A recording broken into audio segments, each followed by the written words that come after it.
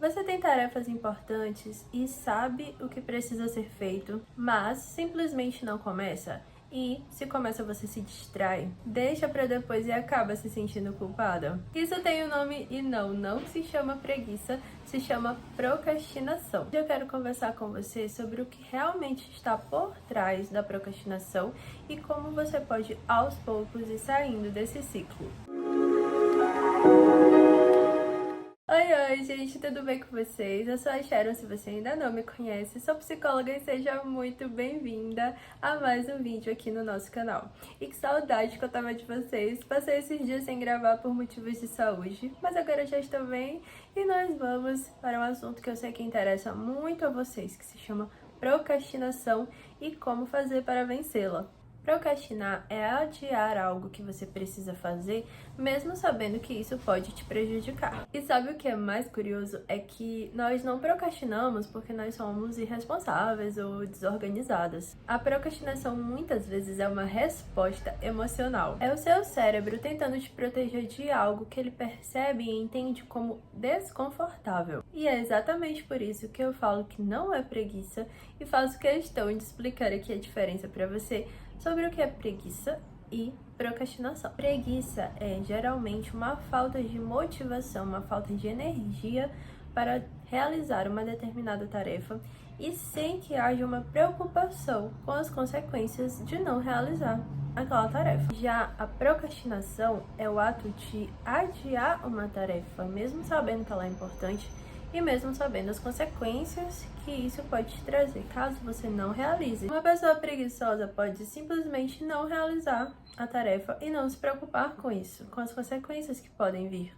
Já uma pessoa procrastinadora vai adiar essa tarefa até o último minuto, mas se preocupando com peso na consciência e ciente das consequências que aquilo vai trazer. Tá, Sharon, já entendi a diferença entre preguiça e procrastinação, tô entendendo aqui o que é ser um procrastinador, mas, na verdade, o que é que tá por trás dessa procrastinação? Lembra que ainda há pouco eu falei que procrastinação é o seu cérebro te protegendo de alguma coisa, protegendo você de algo que ele considera desconfortável? Pois é, existem alguns motivos emocionais que levam à procrastinação.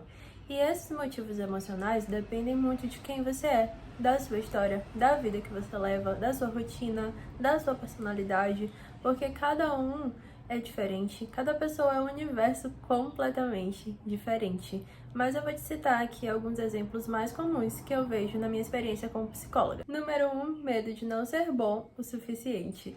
Muitas pessoas adiam as tarefas simplesmente porque elas têm medo de falhar. É aquela voz interna que grita: e se eu errar? E se eu não der conta? E o que as pessoas vão achar de mim se eu acabar tropeçando pelo caminho? E isso tudo te trava, te paralisa, te faz adiar, te faz procrastinar. Número 2, tarefas muito grandes ou mal definidas. O cérebro, ele se assusta com grandes tarefas, com grandes planos, com grande coisa para o futuro. Mas se você divide em microetapas, ele entende e te ajuda a realizar. Por exemplo, o seu cérebro se assusta com a ideia de preciso escrever um TCC. Mas se você divide em microetapas, ele vai começando a entender. Abrir o computador e escrever introdução, desenvolvimento. É como se aquele susto passasse e ele fosse entendendo: nossa, se eu fizer pequenas etapas, no final eu vou ter construído todo esse evento que se chama TCC. Nossa, eu preciso trabalhar mais para comprar um carro, para trocar de carro. Tá, como eu vou fazer isso?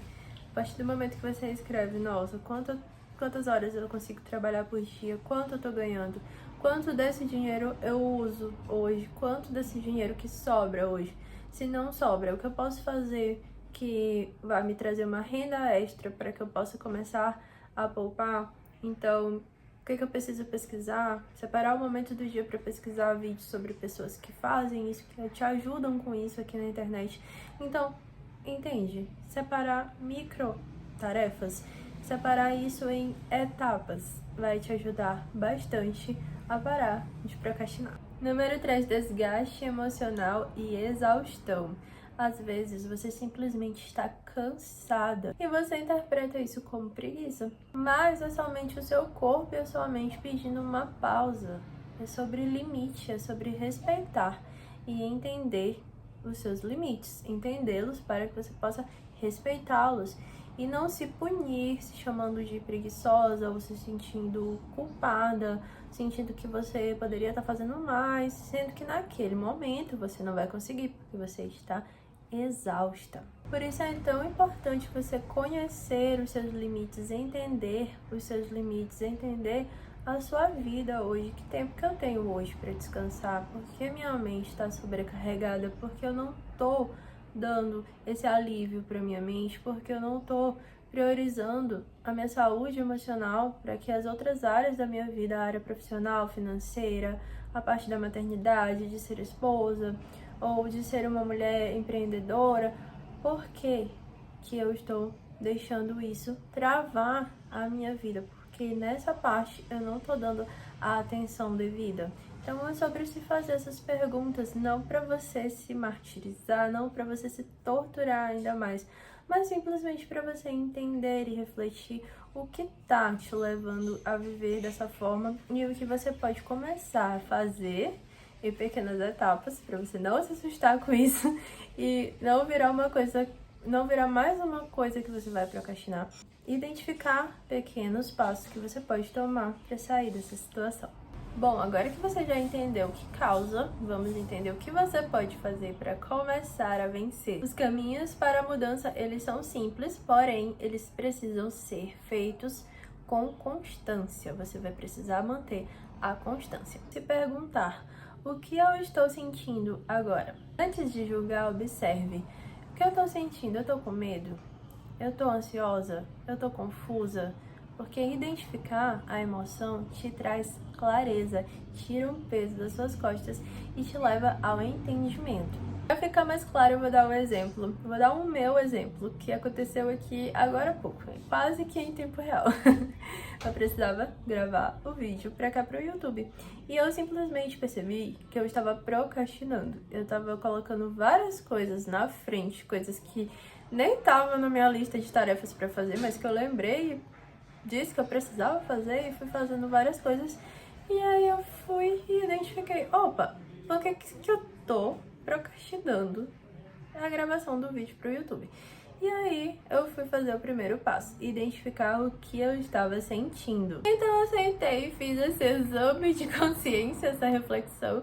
E, gente, eu descobri simplesmente que eu tava com medo de gravar. Então eu fui me perguntando, por que eu não quero gravar? Por que eu tô adiando? Por que eu tô fazendo isso? Por que aquilo? E aí eu fui identificando as emoções e simplesmente era medo de ter perdido a prática de gravar os vídeos. Olha só, gente, como é a nossa cabeça. E é muito importante a gente fazer essa reflexão, essa autoanálise. Na minha cabeça, simplesmente eu tinha perdido a prática de gravar porque eu passei uns dias sem gravar por conta de uma doença, de uma enfermidade. Então eu tava adiando porque eu achava que eu tinha perdido a prática, porque eu ia demorar muito, porque eu ia falhar, porque o vídeo não ia ficar bom. Então, medo. Por trás de tudo isso existia o medo de falhar. Então, é algo que acontece muitas vezes durante o dia. Tanto é que eu tô dando um exemplo fresquinho aqui, quase que em tempo real. Então, identificar a emoção é essencial. É realmente o primeiro passo. Depois você vai identificar se essas emoções elas fazem sentido ou não. É claro que se for algo que você não esteja de forma alguma conseguindo vencer, que esteja te acompanhando há muito tempo, que esteja realmente tirando a sua qualidade de vida, então se você realmente estiver numa zona maior que essa, mais profunda, eu te recomendo procurar um psicólogo, um terapeuta, um profissional que pode te ajudar com isso. Número 2, transforme a tarefa em pequenas ações, em pequenas microtarefas. Porque quando você senta e desmembra essa grande tarefa em pequenas outras tarefas, você tira um peso das suas costas. Você tira um excesso de cobrança e você se dá mais uma chance de recomeçar. Melhor dizendo, você aumenta a sua chance de começar. Como assim? Mais uma vez, usando o meu exemplo, eu posso não conseguir gravar o vídeo hoje e ok, que dia da semana que eu vou ter tempo? de gravar caso eu não grave hoje, tá? Vou ter tempo amanhã, né, pela manhã, de tal horas até tal horas. Então eu me dei outra opção. Caso eu não conseguisse hoje, conseguiria em outro dia, ok? E eu não sou obrigada a gravar hoje se eu não conseguir. Então eu vou fazer o roteiro do vídeo, vou escolher o título, vou fazer a capa. Então eu fui dividindo em pequenas tarefas e voilá! Eu consegui fazer todas as pequenas tarefas e, inclusive, gravar esse vídeo agora pra vocês. Por quê? Porque eu aumentei a minha chance de começar aplicando essa simples técnica. Então, é algo que é simples, porque a minha intenção aqui é facilitar a vida de vocês. Então, eu vou escolher coisas simples para vocês fazerem mesmo, porque é isso que funciona. Pode parecer bobo, mas não encarem isso como bobagem. Encarem isso como técnicas que aumentam a sua chance de começar. É a mesma coisa caso você tenha que escrever o seu TCC. Você separa, nossa, hoje eu vou ler um artigo. Então, você abriu um artigo, leu aquele artigo e esse artigo te deu uma ideia para começar uma introdução. Então, você às vezes vai escrever boa parte da introdução naquele dia. Olha só, você não fez seu TCC em um dia, mas você se organizou, fez um cronograma e, inclusive, até conseguiu escrever um pouco da introdução. Então, você olha para o que você conseguiu fazer e, nossa, que bom que eu comecei, que bom que eu avancei. Por quê? Porque você dividiu em pequenas coisas. E aplique isso em qualquer área da sua vida, pode ser qualquer coisa. Nossa, hoje é sábado, é dia de faxina, mas eu não quero fazer a faxina, eu tô aqui procrastinando, tô aqui no celular, tô aqui vendo a série. Então, vá desmembrando as tarefas. Você tem uma pia cheia de louça, então vou lavar essa pia de louça enquanto eu escuto esse podcast aqui que eu queria escutar há um bom tempo. E aí você lavou a louça e nem percebeu por quê? Porque você tava ouvindo um podcast. Daí você já passa pra aquela então você tem que lavar a roupa, colocar a roupa na máquina, ou então lavar a mão mesmo. E aí você coloca aquele vídeo, aquela série, aquela música que você gosta. E aí quando você vai vendo, você conseguiu fazer pequenas coisas. Use-o só por 5 minutos. Essa técnica também funciona bastante, costuma funcionar muito. Por quê? Porque você fala assim pra você mesmo, eu vou fazer só por 5 minutos. Daí você liga o cronômetro e fica ali por 5 minutos. E você diz, se eu não quiser continuar, eu paro. Se eu não conseguir continuar, simplesmente eu paro. E na maioria das vezes você consegue sim continuar. Você vai mostrando pro seu cérebro que tem começo, que tem fim, que não dura muito tempo, que 5 minutos é pouca coisa. Então, eu uso isso também às vezes pra ir pra academia. Às vezes quando eu tô procrastinando muito ou não, eu vou pra academia e eu vou fazer hoje só cardio, vou ficar 5 minutos na esteira. E quando eu chego na academia, eu faço bem mais que esteira. Aí às vezes eu vou pra musculação, então eu faço mais aparelhos. Então pra quem não ia, eu consegui fazer esteira e consegui ainda fazer um pouco de musculação. Então já é um saldo bem positivo. E você pode aplicar isso pra qualquer coisa que você esteja precisando fazer. E número 4, reforce as suas conquistas. Que por coincidência é o que eu acabei de falar ainda há pouco. Você não ia pra academia, você ia ficar em casa fazendo outra coisa, mas você foi pra academia, dizendo que ia fazer 5 minutos de esteira. E olha só, você fez mais que 5 minutos de esteira e ainda fez musculação. No caso, o exemplo que eu dei. Mas você pode aplicar isso do lado daí. Nossa, eu ia lavar 3 xícaras. Eu acabei lavando a pia inteira porque eu me distraí ouvindo o podcast que tava muito bom. Nossa, eu não ia lavar roupa, mas eu tava escutando minha playlist favorita lá, dançando, brincando, eu lavei quase todas as roupas. Então, olhe para o que você fez, porque nós humanos, nós costumamos a fazer isso, a gente olha para os nossos erros. Então, se nós acertamos 10 itens, se nós conseguimos fazer 10 itens durante o dia e tinha 11 na nossa lista, a nossa tendência é nos punir, nos criticar por não ter feito a 11ª coisa que faltou. E a gente precisa driblar o nosso cérebro. Nós precisamos treinar a nossa mente para olhar para as coisas boas, para as conquistas. Então, celebre essas pequenas vitórias. Reforce celebrando as suas pequenas conquistas. Valorize o seu progresso, não só a meta final.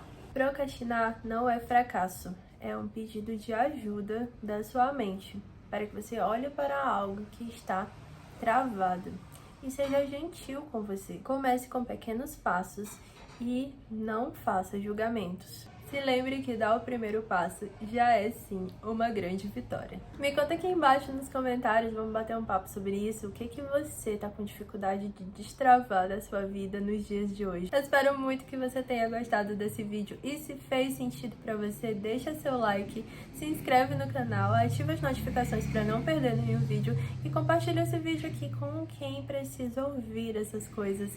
Eu te encontro na nossa próxima sessão. Tchau!